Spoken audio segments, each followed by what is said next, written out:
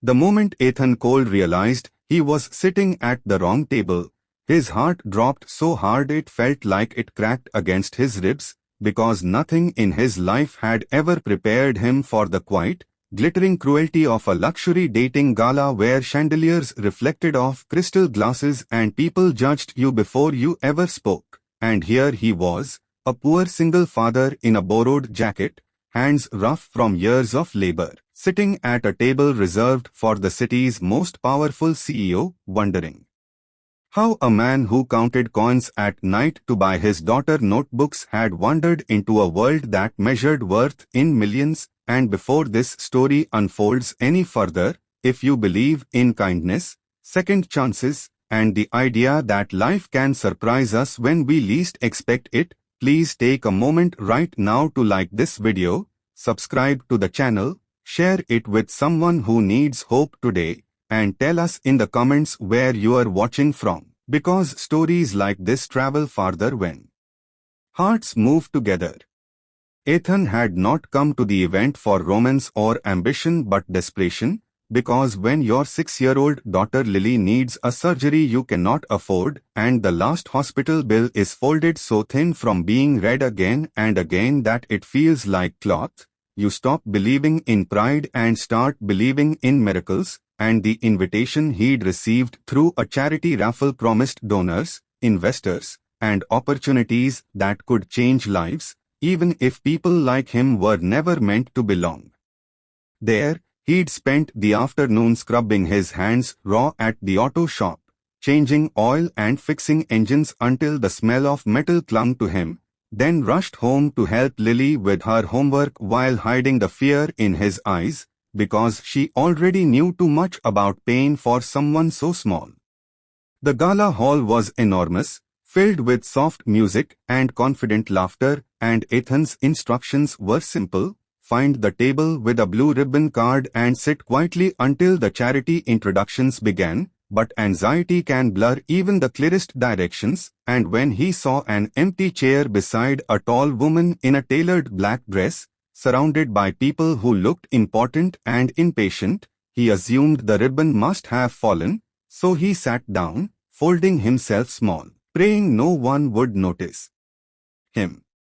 The woman beside him was Claire Whitmore, though he didn't know her name yet, only that her presence seemed to bend the air, because she was the kind of person whose calm made others nervous, a self-made CEO who had risen from nothing to control a global tech empire worth billions, and tonight's gala was technically a blind date charity event she had reluctantly agreed to attend to satisfy investors who believed her image needed softening. What no one saw beneath her controlled expression was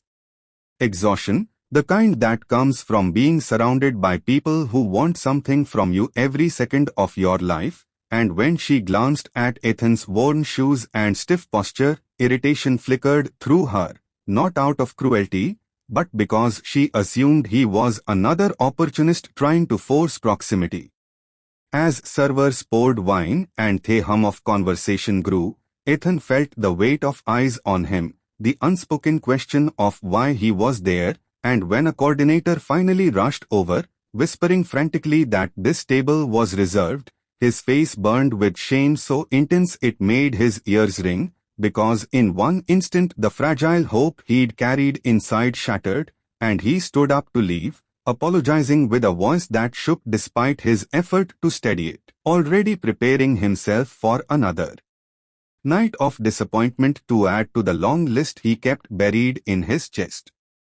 That was when Claire did something no one expected, not even herself, because instead of waving him away, she asked him to sit back down, not out of kindness at first but curiosity, because something in the way he tried to disappear reminded her of herself years ago, before money and power had hardened her edges, and as the coordinator hesitated, she waved them off, stating calmly that she would decide who sat at her table.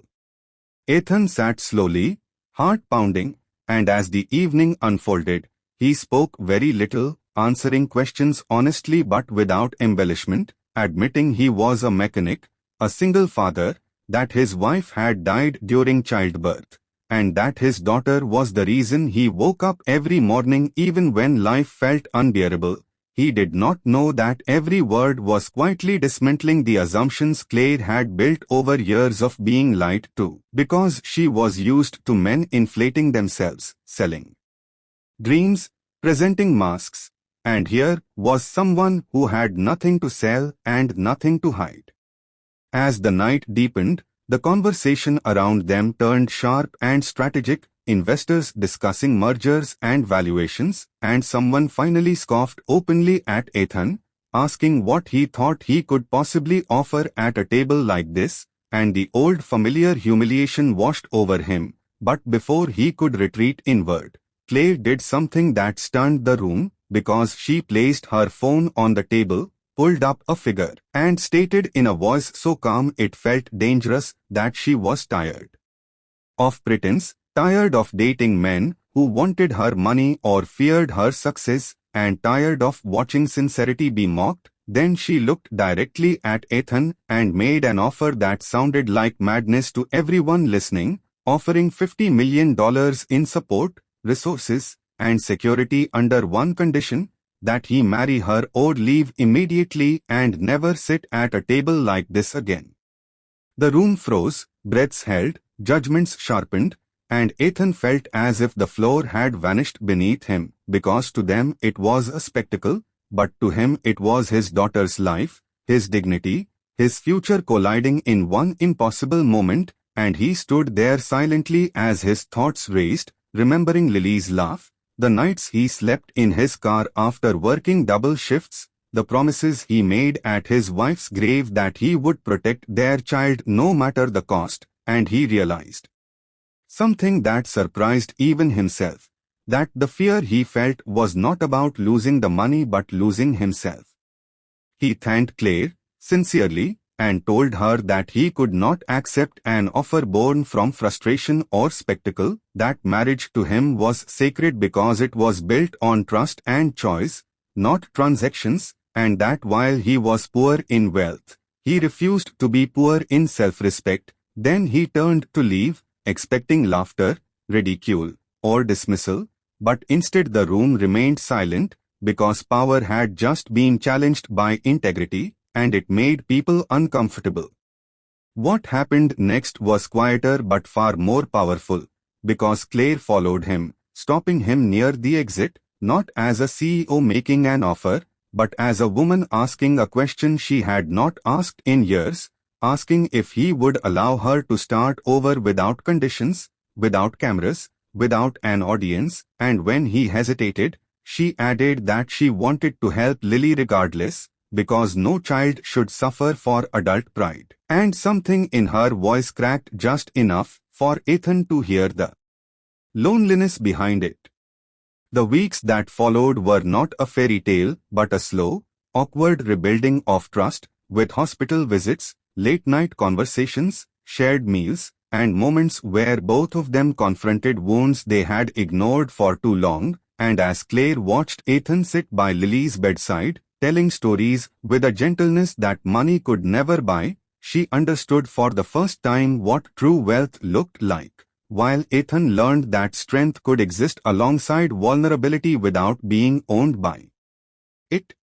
Lily's surgery was successful, funded quietly without contracts or headlines, and as Ethan returned to work, refusing to quit his job, Claire found herself visiting the auto shop, listening to the rhythm of ordinary life she had been insulated from, and when they finally chose each other, it was not because of money or rescue, but because two broken paths had crossed and decided to walk forward together.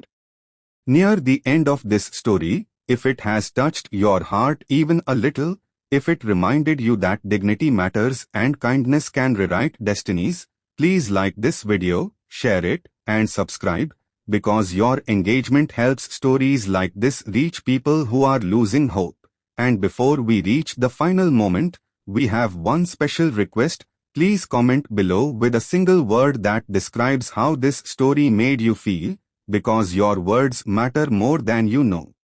Years later, Ethan would sometimes think back to that night, to the wrong table that turned out to be the right place, and Claire would smile.